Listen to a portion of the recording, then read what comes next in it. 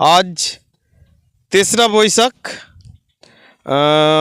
ইংরাজির আজকে 17 তারিখ বোধ, তাই তো 17 এপ্রিল 2025 বৃহস্পতিবার।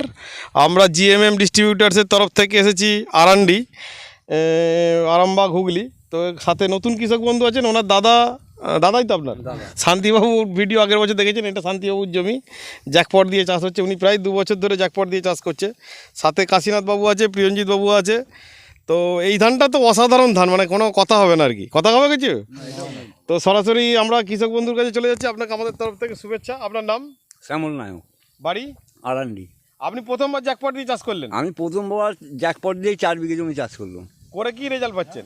রেজাল্ট একটা দেখলাম, গাছ খুব শক্ত, ঝড়লেও পড়বে না, আর ফলনও ভালো এখন যা দেখতে পাচ্ছি। শীষের ওয়েট কেমন দেখছেন? এবার ধানটা কেটে ঝেড়ে ওজন করলেই বয়া যাবে। হাতে একটা দেখুন, হাতে দিলে তো কুটুরে বয়া যায়। হাতে দিলেও বুঝতে পারা যাচ্ছে, কি বয়া যাচ্ছে? ভালোই লাগছে। শীষের এর পাশের জমির সঙ্গে আপনি একটু শীষে হাত দিয়ে পাশের জমির সঙ্গে তৈরি তফাৎ আছে। হ্যাঁ। আর শীষের কাঠি কেমন শক্ত দেখালাম? কাঠি খুব ভালো, ঝড়লেও পড়বে না। রাসায়নিক সার কম লেগেছে না বেশি লেগেছে? 1/3 কম দিয়েছি। 1/3 প্রথমবার 30%, যেহেতু বড় ধান করেছে।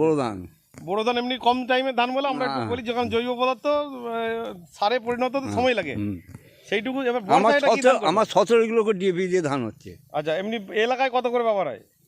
ও বাবা, 30, 35, 40ও চলে যায়। 40ও চলে যাচ্ছে। আপনার কি ধান কোনো অংশে কম আছে? না না, ধানের ছড়ি দেখুন একবার শুধু, মানে ধানটা শুধু জমিটা ধান আর ধান। আর এই পাশের জমি দেখুন, রাসায়নিক দেওয়ার ধানের কত ঘনত্ব কম দেখেছেন? অলরেডি ওই ঝড়ে দেখুন পড়ে গেছে অলরেডি। আপনার টোটাল জমিটা কত পড়েছে এত বড় জমিটাতে? না। কোথাও পড়েছে? না না না। হ্যাঁ না, ধান পড়েনি। ধান পড়েনি। দুটো পরপর ঝড় চলে গেল, কালবৈশাখী মোটামুটি দুটো। আগের দিনের ঝড়টা তো আমাদের দিকে খুবই ভালো হয়েছে। এখানেও হয়েছে ভালো। এখানেও হয়েছে, কারণ ফাঁকা মাঠে ঝড়টা আর হয়েছে, পুরোটাই ফাঁকা মাঠ একদম। এটা বন্যা কবলিত এলাকা, যদিও বন্যা হয়। এটা সামনে আমাদের খানাকুল রোড, গড়ের ঘাট খানাকুল রোড হচ্ছে। তো আপনি জ্যাকপট ব্যবহার করে খুশি না অখুশি? খুশি। সত্যি সত্যি বলছেন? সত্যি সত্যি বলছি। না কোম্পানি বলছে? না না না না, ওইবার ধানটা কেটে ওয়েট করলি, মানে ওজন করলি বোঝা যাবে। সে তো বোঝা যাবে। আচ্ছা, কত পার্থক্য আছে? অনেক পার্থক্য, 1 ইঞ্চি সিস্টেম। প্রিয়ঞ্জিত বাবু কি দেখছেন? ভালো ধান, মারাত্মক ধান হয়েছে। শ্যামল বাবুর থেকে শান্তিবাবুর ধানটা 2 বছর 2 বছর ব্যবহার করছে, কিন্তু ওর ধান আরো ভালো। একটা কোনো সাদা শীষ নেই না। শান্তিবাবু ওষুধটা খুব ভালোভাবে দিয়েছে। এবং নয়, ধানের যে ছড়াগুলো দেখুন, শুধু ধানের ছড়া না। আমাদের শেখাও, আমি আপনাকে প্রথমেই বলেছি। একটা ধানের কাশীনাথ বাবু কি দেখছেন? আমি দেখছি খুব অসাধারণ ধান। কারণ এই শ্যামলবাবু যে নতুন এবছর এইভাবে চাষটা করতে পারবে, আমার তো মানে ধারণাই ছিল না। উনি যখন জ্যাকপটটা আনতে যান, আমাকে বারে বারে জিজ্ঞেস করছে, কাজ হবে তো গো, কাজ হবে তো, এত দামের জিনিস আপনি নিয়ে যান, অল্প করে জমি দিন। কিন্তু উনি সাহস করে 4 বিঘে জমিতে প্রয়োগ করেছে। আর উনি আমাকে বলিয়ে এসেছিলেন যে আমি আগে নিজে শিখি ভালো করে, তারপর আমি এইটা নিয়ে প্রচারের ব্যবস্থা করব। তা উনি প্রথম চাষেতেই একবার একটা সিজন চাষ করেই যেভাবে জিনিসটা আয়ত্ত করেছেন, এই জন্য ওনাকে অনেক অশেষ ধন্যবাদ।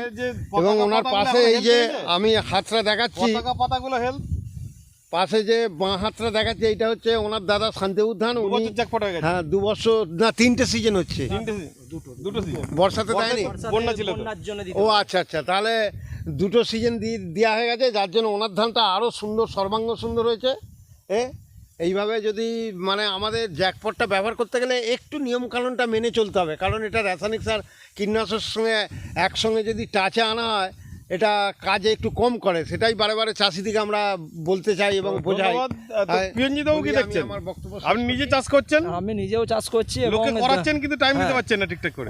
আর হচ্ছে কি বলে, শান্তিবাবুর ধান আর পাশে রাসায়নিকের সারের ধানের থেকে দেখতে পাচ্ছি শান্তিবাবুর ধানের শীষের লেন্থ মিনিমাম 5 ইঞ্চি বড় জ্যাকপট দেওয়া জমিটা। তা তো জ্যাকপটের উপর ভরসা আসছে না কেন আরান্ডির লোকের? ভরসা আসবে আস্তে আস্তে, কারণ বন্যা কবলিত এলাকা তো। মেন জিনিস, সবাই বর্ষায় দিতে পারছে না টাইমে। এর আগের বারে বন্যার জন্য দিতে পারেনি। এবার মুদিখানা দোকানদার কি নাম ভদ্রলোকের যে জমিতে মাটি ফেলেছিল? সন্দীপ ঘোষ। হ্যাঁ, ওই ওটা 20 তলা, ওর মাটি অনেক ফিরে গেছে। হ্যাঁ, নিজেও পর্যন্ত বলেছে। আর আমরা বলছি যে ফলন সবসময় নাও বাড়তে পারে, কিন্তু মাটি এবং ফসলের কোয়ালিটি ভালো হবে। এটা হচ্ছে রাসায়নিক জমির ধান, আর এটা হচ্ছে জ্যাকপট জমির ধান। ধানের ছড়াগুলো দেখা যাচ্ছে। একটা হাতে ছড়া ধরাও, একটা ধানে একটা হাতে শীষ ধরাও। কথাটার জন্য আপনাকে অশেষ ধন্যবাদ। আপনাকে আমি মালটা দিয়ে কিরকম ছড়া? মনের মধ্যে আপনি ধানের ওয়েটটা কিরকম? এবং আর এইটা দেখবো ধরো, মিনিমাম এই জমিটায় 1 বিঘে জমিতে 22-23 মন ধান আরামসে। মন উঠছে যাবে বছরে কাটা অবস্থা মানে কাটা মন উঠে যাবে। হ্যাঁ ওই তো বলছি। এটা ধরুন তাও এটা ওয়েট আছে, ওয়েট আছে, অনেক ছোট। 16 মন করে ধান হতে ধান ছুটি দম চলে যাবে, ঠিক বলছেন একদম। হ্যাঁ একবারে। তাহলে এই চাষে কি কম খরচ করেছে আপনার থেকে? খরচা বেশি এর আমার থেকেও।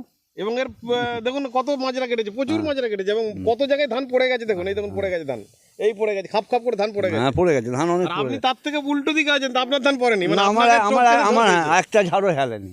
একটা 81 হয়েছে কিন্তু পড়েনি। না এটা তো ওয়েট একাশি যে ঝড়টা যে গাছটা সাইজ হয়েছে যদি দুলছে দেখুন শুধু একবার। যে ঝড়টা হয়েছে যদি মানে এই ধানটা সব পুড়ে যাওয়ার কথা। হ্যাঁ যা ধান ফলন হয়েছে। তো ধন্যবাদ সকলকে।